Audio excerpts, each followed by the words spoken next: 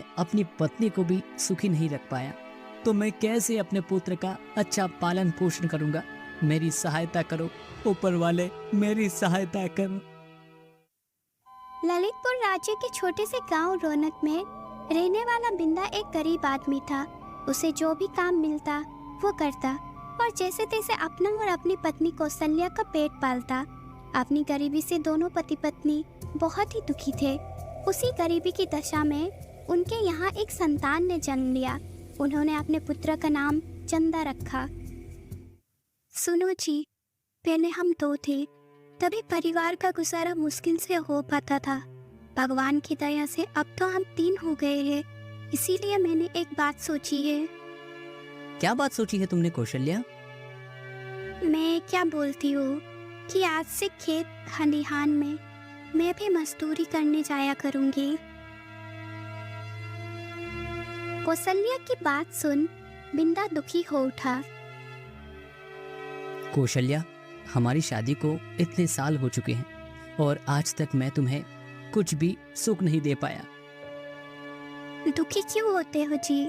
दुख सुख तो जीवन में आते ही रहते हैं। और फिर हम एक गाड़ी के 2 पहिए हैं, दोनों को एक समान चलना चाहिए, तभी गृहस्थी की गाड़ी ठीक ढंग से चल पाती है। हाँ कौशल्या, कह तो तुम ठीक ही रही हो। कौशल्या, सब पूर्व जन्मों की पापों का फल है।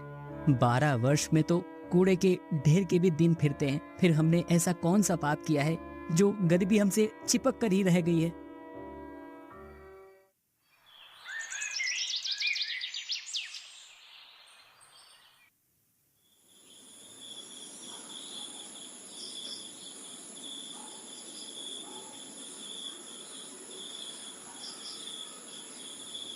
बिंदा, तेरा बेटा बड़ा हो गया है, इसे पढ़ाता क्यों नहीं है? देवी सरस्वती, आप तो मेरी आर्थिक परिस्थितियों से भली भांति अवगत हैं। ऐसी कठिन परिस्थिति में मैं कैसे चंदा को पढ़ा सकता हूँ? कुछ भी हो बिंदा, चाहे तुम्हें अपना तन पेट काटना पड़े, पर चंदा को जरूर पढ़ाओ। उसे पढ़ाने से ही तुम्हारी गरीबी दूर हो सकेगी। तत्काल ही बिंदा की आंखें खुल गई और वो सोचने लगा, ये मैंने कैसा सपना देखा?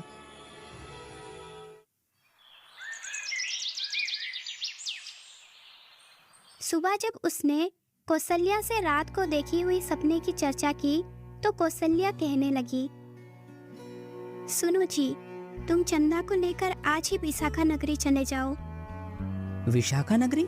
पर वहाँ क्यों? विशाखा नगरी में चैतन्य नाम का विद्वान रहते हैं। शिक्षा जगत में उनका बड़ा नाम है। तुम चंदा को विद्या अध्ययन हेतु उनके पास ही ले जाओ।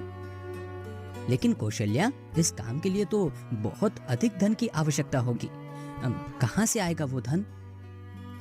इसके लिए तो आप सुखी लाला के पास चले जाओ। क्या? सुखी लाला के पास? हाँ, ले देकर गांव में वही तो एक महाजन है। चंदा की शिक्षा है तो उनसे कर्ज ले लो। कौशल्या, सुखी लाला अत्याचारी महाजन है। वो हमेशा गरीबों का शोषण करते हैं। वो बहुत ज्यादा ब्याज पर कर्ज देते हैं और समय पर उधार न चुकाने पर वे बहुत क्रूर हो जाते हैं। तुम ऐसे महाजन से उधार लेने की बात कर रही हो? इसके बिना और कोई दूसरा रास्ता भी तो नहीं है जी। कुछ भी हो, जब साक्षात सरस्वती माँ ने चंदा को शिक्षा दिलवाने को कहा है तो हम अपने बेटे को शिक्षा अवश्य दिलवाएंगे। परंतु ऋण लेने के लिए हमारे पास गिरवी रखने के लिए है ही क्या? सुखीलाल बिना कोई वस्तु गिरवी रखे किसी को भी ऋण नहीं देते हैं। हाँ, तुम चिंता मत करो, इसका उपाय भी मैंने सोच लिया है जी। तुम अपनी झोपड़ी को उनके पास गिरवी रख आना। क्या कह रही हो तुम? सिर छिपाने का यही तो एक आसरा है। भगवान ना करे ये भी छिन गया तो क्या होगा? शुभ शुभ सोचो जी, भगवान जो करेगा ठीक ही करेगा।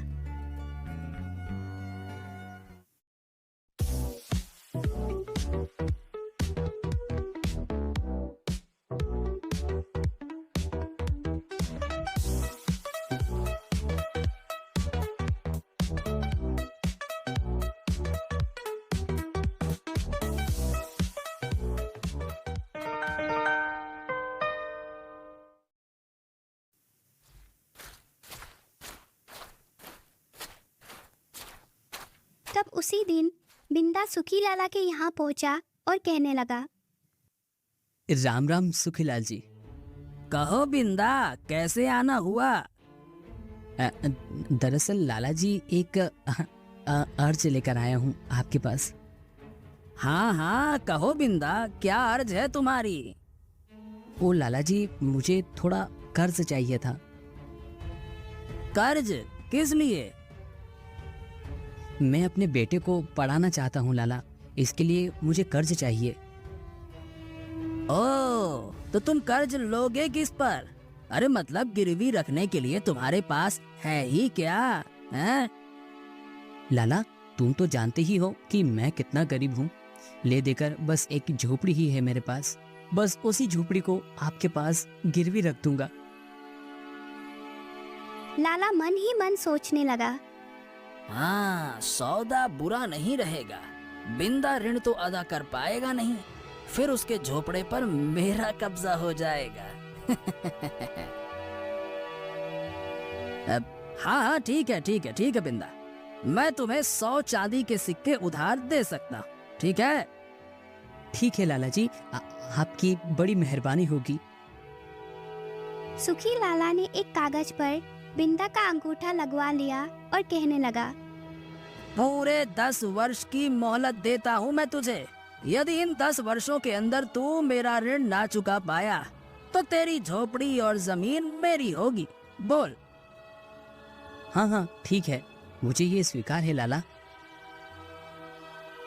फिर सुखी लाला ने उसे 100 चांदी के सिक्के गिनवा कर दे दिए। भगवान तुम्हारा भला करे लाला।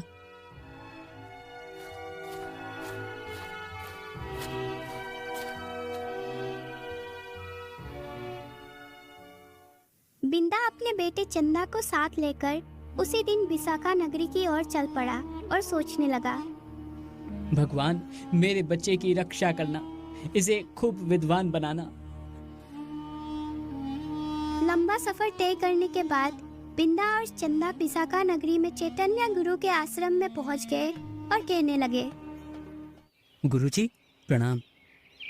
कहाँ से आए हो तुम लोग? गुरुजी, मैं ललितपुर राज्य के छोटे से गांव रौनक में रहता हूँ।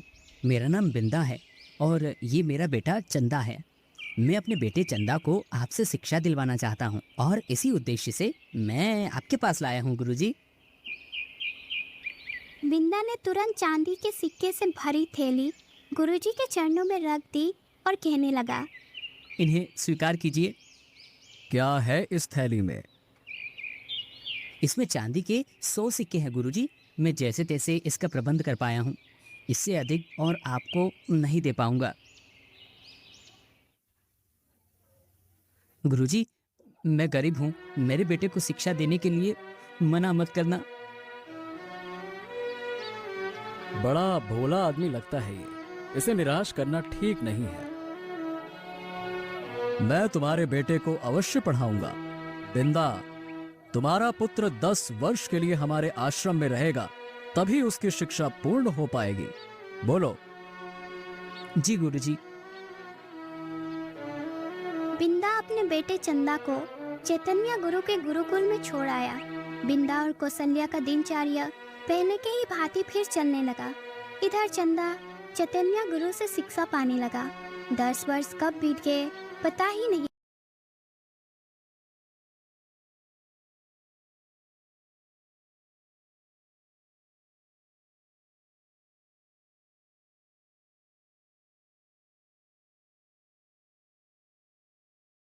चला। तब गुरुजी कहने लगे, चंदा, आज तुम्हारी शिक्षा पूर्ण हुई। तुम हमारे शिष्यों में सबसे मेधावी छात्र हो, इस पर सदा गर्व रहेगा हमें। गुरुदेव, सब आपकी कृपा का फल है, वरना मैं किस योग्य था। चंदा ने गुरु के चरण स्पर्श किए। चंदा, अब तुम अपने माता पिता के पास लौट जाओ। तुम्हारी प्रतीक्षा में न जाने वो कब से बाट जो रहे होंगे। जाओ। वो उसी दिन अपने गांव की ओर चल दिया और फिर लंबा सफर तय करके वो अपने गांव रौनक पर पहुंच गए।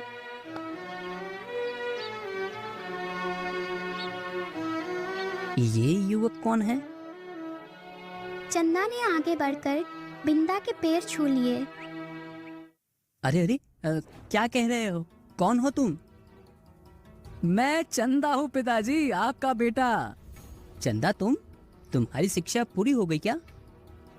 हाँ पिताजी, मैं गुरुदेव की आज्ञा पाकर ही लौटा हूँ। अरे सुनती हो, कहाँ हो तुम कौशल्या? शीघ्र आओ, देखो हमारा बेटा पढ़ाई पूरी करके लौट आया है। तुरंत ही कौशल्या बाहर आई और चंदा को देखकर बहुत खुश हुई। चंदा माँ की पैर छुआ और कौशल्या की खुशी का अब कोई ठिकाना ना था। कौशल्या, अब हमें और चिंता करने की कोई जरूरत नहीं है। हमारा बेटा अब नौकरी करेगा और हमारे बुरे दिन भी बीत जाएंगे। भगवान करे वो दिन शीघ्र आए जी।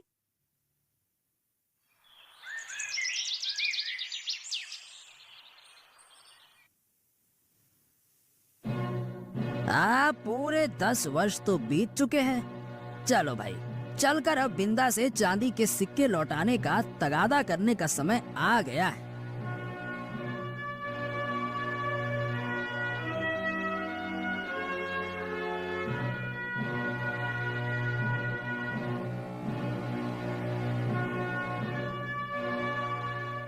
लगता है बिंदा का लड़का पढ़ाई पूरी करके आ गया है।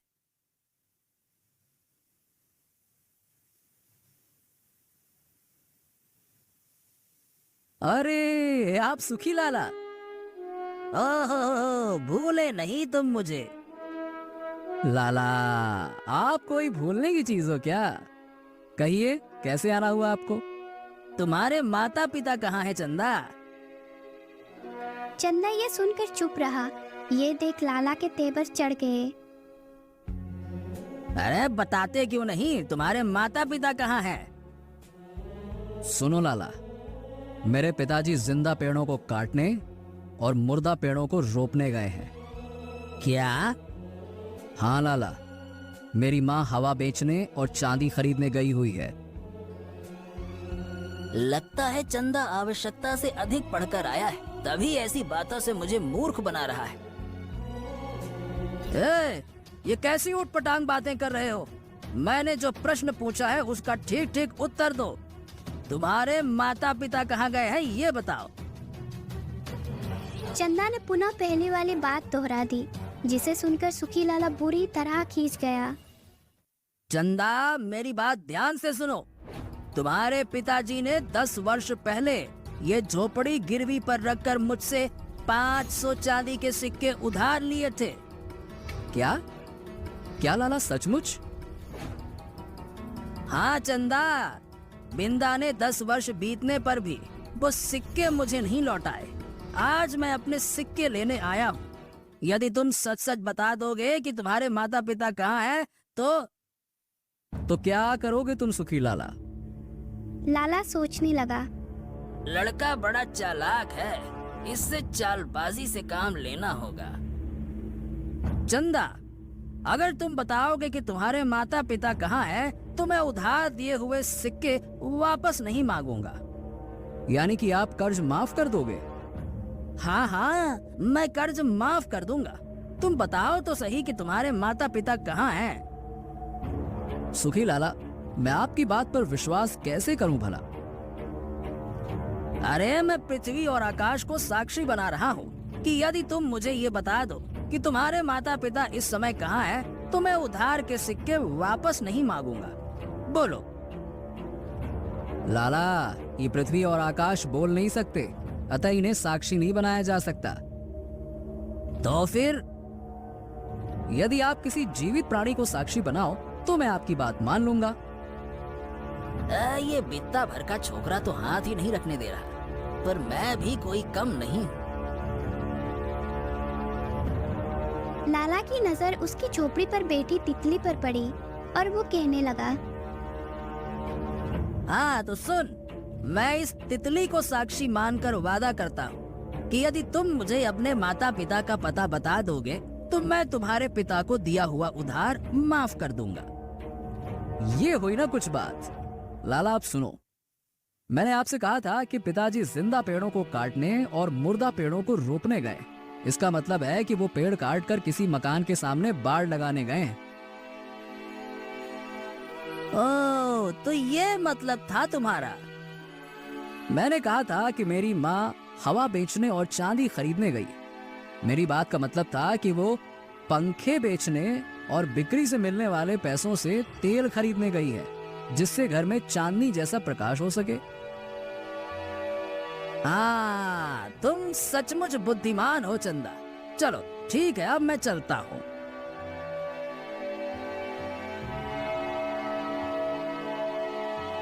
खुशी लाला को जाते हुए देखकर चंदा सोचने लगा।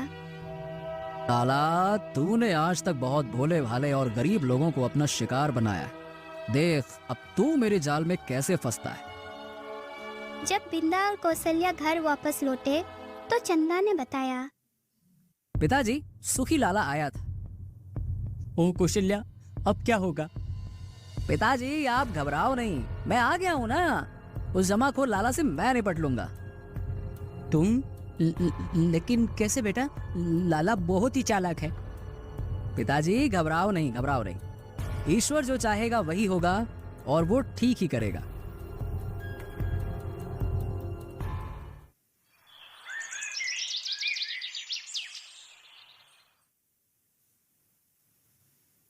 अगले दिन सुखी लाला फिर आ धमका और उस दिन भी चंदा ही घर पर था।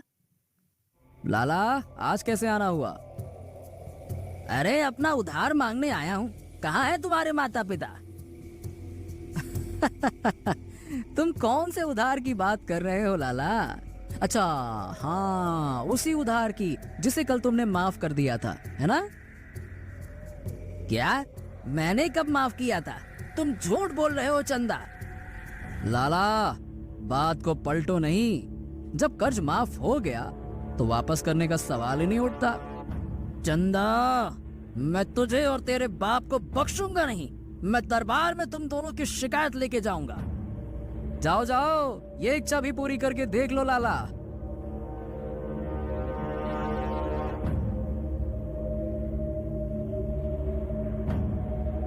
उसी दिन सुखी लाला दरबार में पहुंच गया और कहने लगा। दुहाई है महाराज, दुहाई है, मेरा न्याय कीजिए। सुखी लाला, तुम्हें कौन परेशान कर सकता है भला? महाराज, गांव में बिंदा ने 10 वर्ष पूर्व मुझसे 500 चांदी के सिक्के लिए थे, पर अब मांगने पर उसका धूर्त पुत्र साफ मना करता है। बिंदा और चंदा को दरबार में बुलवाया गया और महाराज कहने लगे। बिंदा, ये क्या मामला है? क्षमा कीजिए महाराज, पिताजी की ओर से मैं पैरवी करूंगा। कहो, क्या कहना चाहते हो? ये सच है महाराज कि 10 वर्ष पूर्व मेरे पिताजी ने सुखी लाल से कर्ज लिया था। तो फिर उसे लौटाते क्यों नहीं? वही तो बताने जा रहा हूं राजन। कल सुखी लाला हमारे यहाँ पर आए थे, तब इन्होंने कर्ज माफ करने का मुझे वचन दिया था। फिर कर्ज लौटाने का प्रश्न ही कहां रह जाता है। चंदा, क्या अपनी बात सिद्ध करने हेतु तुम्हारे पास कोई प्रमाण है? तब चंदा ने विस्तार पूर्वक राजा को अपने और सुखी लाला के बीच में कल हुई बातचीत के विषय में बताया। तो एक तितली है तुम्हारी गवाह? हाँ राजन, सुखी लाला ने एक तितली को गवाह बनाकर उसके सामने उधार माफ करने की बात कही थी।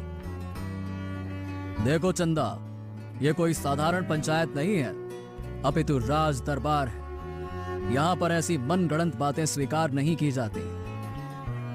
क्षमा करें महाराज, मैं मनगढ़ंत कहानी नहीं अपितु सच कह रहा हूँ। कल सुखी लाला ने अपनी नाक पर बैठी तितली को गवाह बनाकर उधार माफ करने का वचन दिया था।